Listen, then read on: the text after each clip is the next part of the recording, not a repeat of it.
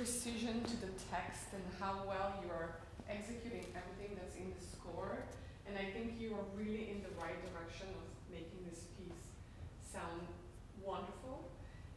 And I want to just help with maybe one major thing. So what is the biggest challenge in this piece that you feel you have to overcome? Like I think making like everything flow smoothly, because like there's a lot of notes and like it should be like a sigh and not like no. Okay, that's great, and yes. And in terms of pianistic challenges, like what? So how many voices do we have at most times when you see something like this? Like how many voices do you see here? Aha. Actually, there are 3 voices. So there is the main melody voice, then there is all the accompaniment, and then there is the bass line, which oftentimes is written with double stems. So you see it over here, and then it's going to start to become more and more important over here as well, these guys, right?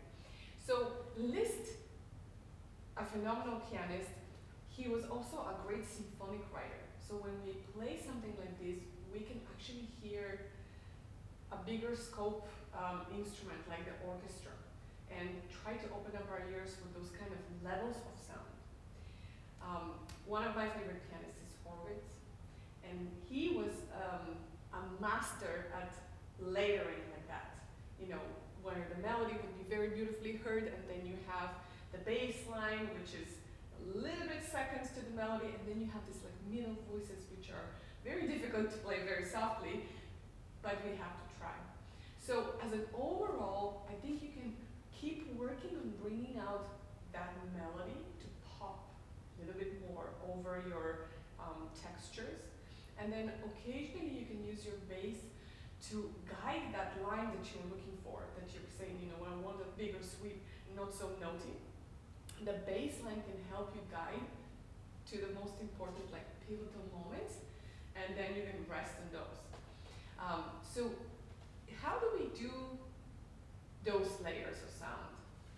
Can you like practice them one by one first? Yes, we can practice them one by one, definitely. And that kind of trains our ear to want to hear the melody at a certain level, right? To want to hear the melody over everything else, regardless of how hard it is. And then when you start playing them all at the same time, that's the challenge, right? When you have to put it all together. So I want to try something with you. This is how I've practiced this piece when I had to play it, and then I thought it really helped me. So essentially we have to train a few different touches within our hands to be happening all at the same time, right? You want to have that slowish attack on the top where you have a firm fingertip but everything else is very relaxed, so you can create that beautiful bell-like singing tone in the top. And then you want to have something that is very close to the keys, very soft and light, but pearly, right? So all the notes are there, everything is even. And then you can add that third layer of the bass line occasionally, like maybe not right at the beginning, but when he double stems it, for sure you can add that textural interest with, again, a little bit more arm weight, a little longer touch, a little slower attack, so that can create more resonance, right, and more dimension in the sound. So that's a lot of things to train all at the same time, right? We become magicians, so to say. So I want to challenge you to try to do that, and the way we do it is in slow tempo, right? So you can really control everything. So using dynamics to differentiate all of those could be helpful. Let's try absolutely pianissimo, mezzo piano, and then mezzo forte for your top line. And we can start from here, if that's okay with you. Try it in a manageable tempo, so you can really hear those 3 layers of sound.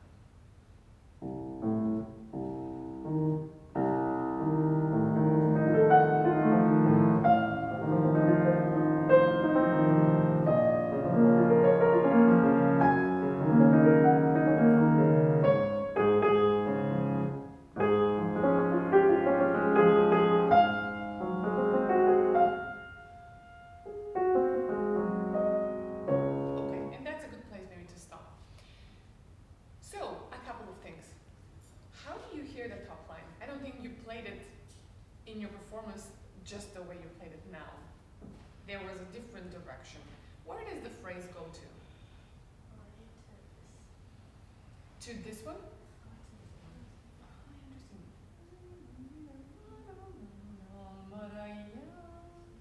You don't feel like it goes here? Yes. And you know why we know that also? Because he wrote it like that. He gives you the crescendo to that note, and then, as you did very well, you take a little space, you take the fermata, and then you resolve it. So Molly and I teach this actually very similarly. We talk about, do you know what a black hole is? You know how black holes pull with gravity everything towards themselves? So that actually the closer you get to the black hole, it kind of speeds up, everything speeds up. That is a little bit what we want to do with notes. We need to know which one is the more important note that pulls everything towards itself, and after that note, we can relax. And he kind of gave you that. He wrote it out for you. So try it one more time, and I want you to play just the melody in this kind of phrasing.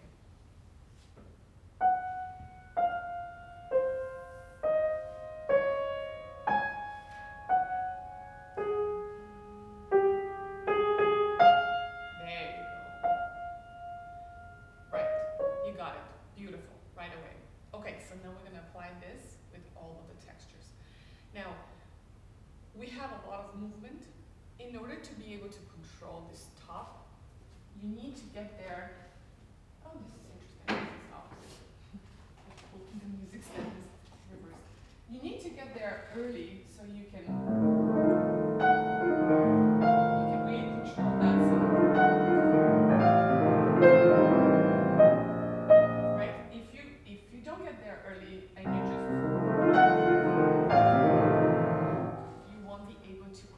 the attack of your tops.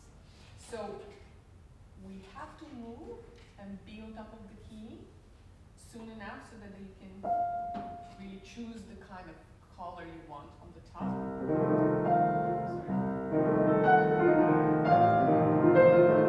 You see, like when I play, I'm already here, even though I don't need to play for another second or so. Does that make sense to you? Let's try that.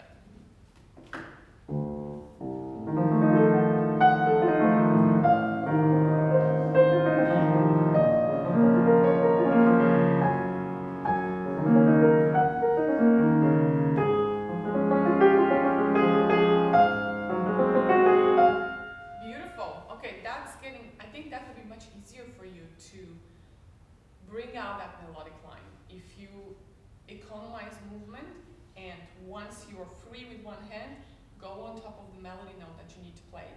Instead of being up or wasting time somewhere down here, play and be right there so that that sound is under your control completely. Okay, now let's work on this. This is the magic, right? The middle voice, that accompaniment stuff that is so hard to control. I want you to try to do this exercise. Okay. I want you to play the bass, right? This is your bass, which is big and loud. You don't have to hide it. But then we need to hide this, guys. Play it in time, in tempo, very softly, but then stop right after the first arpeggio. So you can really train the feeling of it, how light it is, how pearly it is, and even, but don't give your brain a full melodic line as a challenge, because that's too much. So we need to feel that light touch on the first escapement of the key, like really, where you barely you don't go all the way down into the keyboard, right? You just press until where you need to make the sound, until like the middle of the key. And you have that. So let's do this exercise. Play the bass, and then this extreme sound. Well, I hear it. And I hear it.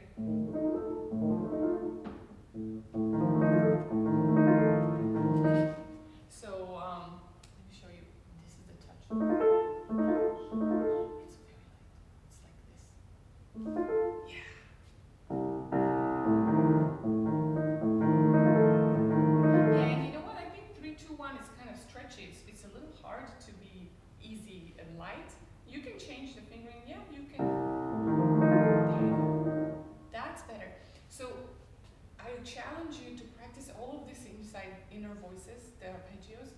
with this kind of, feels like little ants are crawling on the keyboard, right? It's light enough to produce a sound.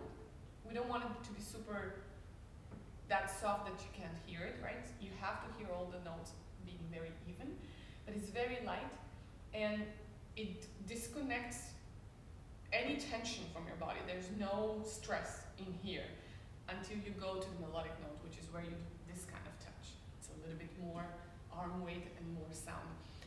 This is the concept of this piece, actually. That's, in a nutshell, what we need to struggle with and learn through this piece. Once you've played this piece, anything else afterwards, including Debussy, will be very much easier to create that kind of pearly light touch. But it starts with work like this.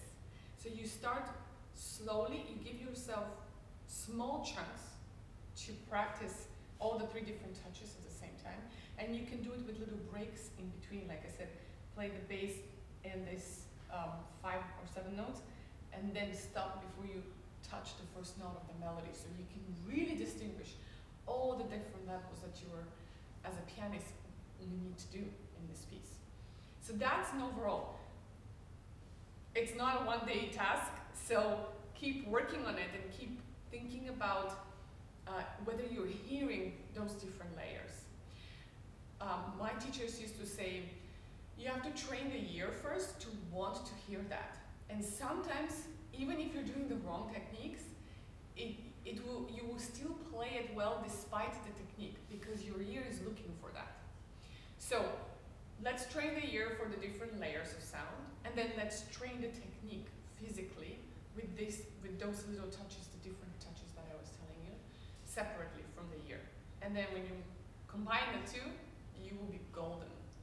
And you already play, like I said, I really appreciated like the detail that you have here, for example, in the end.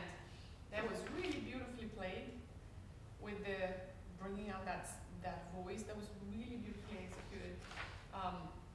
A lot of it was very well played. The one thing that I'm missing still is you taking off and feeling like I want to sing through this line and express a lot, and I'm going to take you on this journey. So, and you are on the way, because like I said, you are very clear on your melodic direction of the line. But, for example, we can work on this, and let's try this line here. Can you pluck out just the main melody?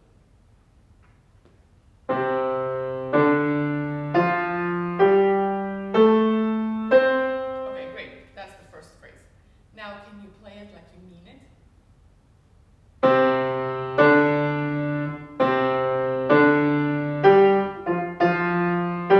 Try it one more time.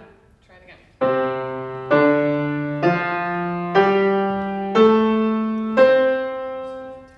Okay, so you see what we're doing right now is we're training your ear to want to play something expressive, melodic, and with direction. Do it one last time, and then start hearing the other voices around it, even though you're just going to play the main melody again.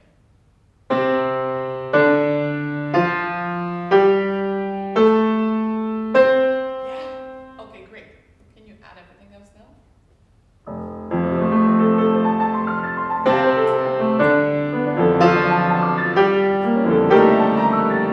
Okay, it became much more difficult, right? Because now you're aiming, there's a risk, you're going for it, and you have to train that. But first, now that your ear wants to reach that last note, dee-da, bum, bum, goes there, right? Your ear wants to reach that, now your technique has to match that. So let's see how we're going to do this. Try it one more time.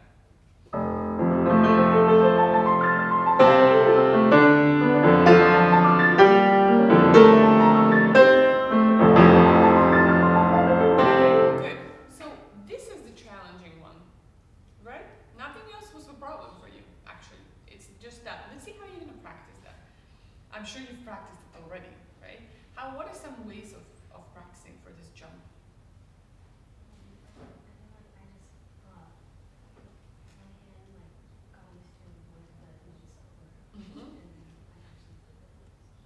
by repetition and just like trying it over and over again. Okay, can I give you at least one more version of for methods of practicing? Have you heard about, especially in liszt, practicing with your eyes closed? My teacher in Bulgaria used to make me do that, and I hated it. When you know the Mephisto waltz? It's another liszt piece. It's a very cool piece. You get to play it one day. There are famous jumps in the Mephisto waltz, and they're really scary. So I had to practice them with my eyes closed until I got all of the jumps in like 3 tries in a row without a mistake. I'm telling you, this is almost impossible. So it was a great exercise, because what it makes you feel like is, like you said, your hand starts to learn where to fall on the keyboard. So you really learn the geography of the keyboard, right? The topography of the keyboard, and you don't need to use visual. Once that feels safe, if you look, you're golden. You will never miss it. And plus, this is not even like a technical jump. This can be more expressive, right? You can take a tiny bit of time to place that note so it feels musical rather than ta-da. That's not going to be so musical. So you have a lot of advantages here. Let's try, I just want you to try this. Once, look at the score, look at the piano, and then we're going to try it with your eyes closed. That was pretty good. Let's try it now, yeah. Close. Pretty close. Do it again. There you go. Okay. Now the next stage of this exercise is you can open your eyes, but not look at the keyboard, and you have to look diagonally, like over there. So you can use peripheral, but again, we're training the body to feel where to go. Good. Keep trying it one more time.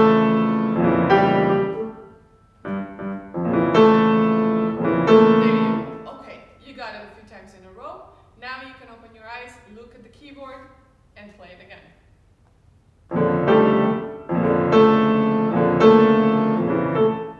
Is it easier? It feels much easier, right? Now let's add the right hand to that.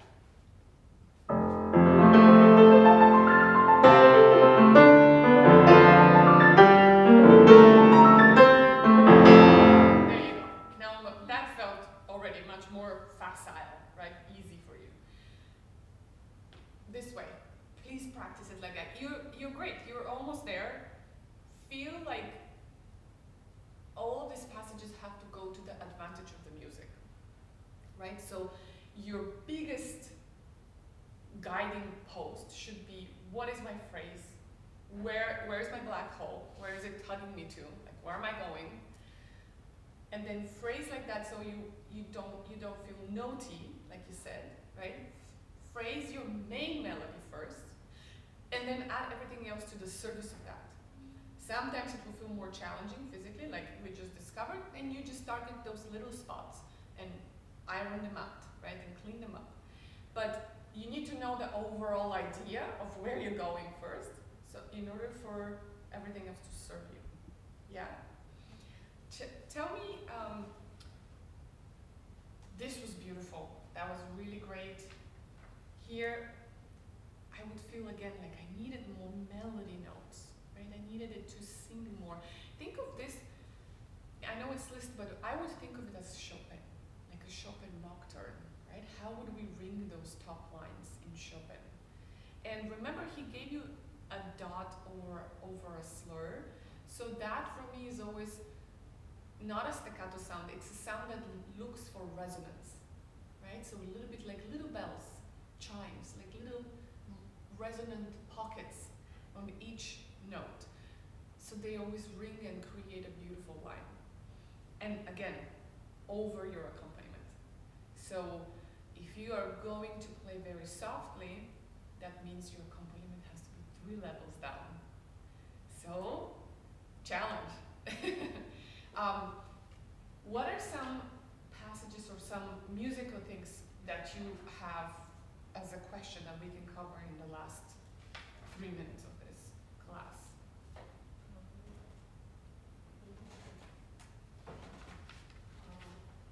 I should say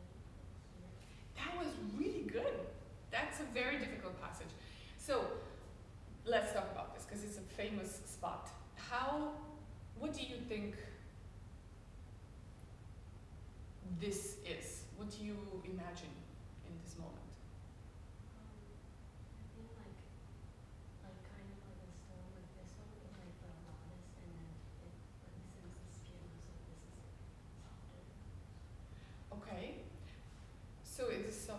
Let's work with some words like or colors or emotional states or visuals. Oh, I don't want to help you. Tell me what would you imagine here? If this was the storm, this can't be the storm yet because it's leggerissimo and piano, right? So what is that? What kind of texture is that?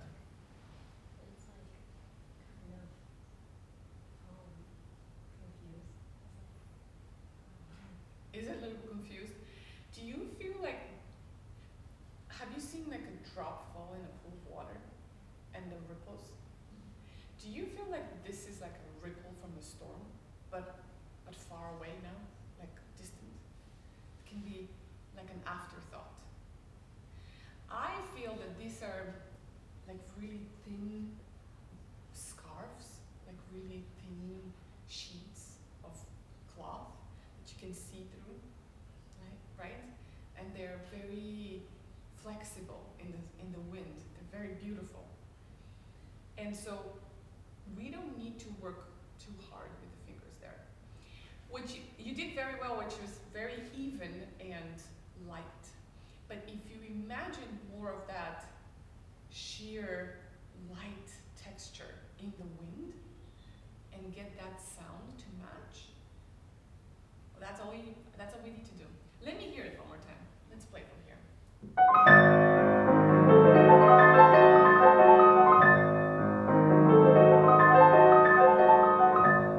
Okay, can you distinguish the different levels of sound again? So think of this as mezzo forte, even forte if you want.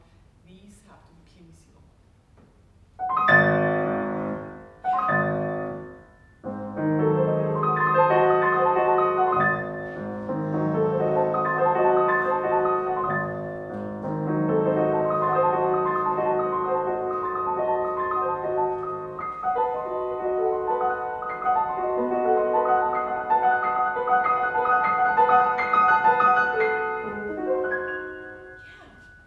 I think you're on the right track here. I know this is a tricky physical passage, but if you work on feeling that elasticity in the hand and the light touch that we discussed in the beginning of the piece, that kind of like really light, feathery touch, that's what this part needs. You're playing the right notes. There's occasionally a little bit of heaviness on your pinky in the left hand, so think about feeling like really light over there. And the last thing, can you try not to stop between these two? You can take a little bit of time, but make it even, more natural.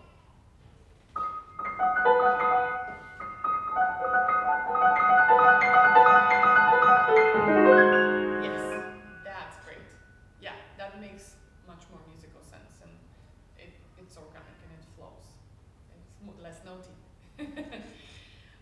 Thank you so much. This was wonderful. You're really doing a great job with this. Keep it up.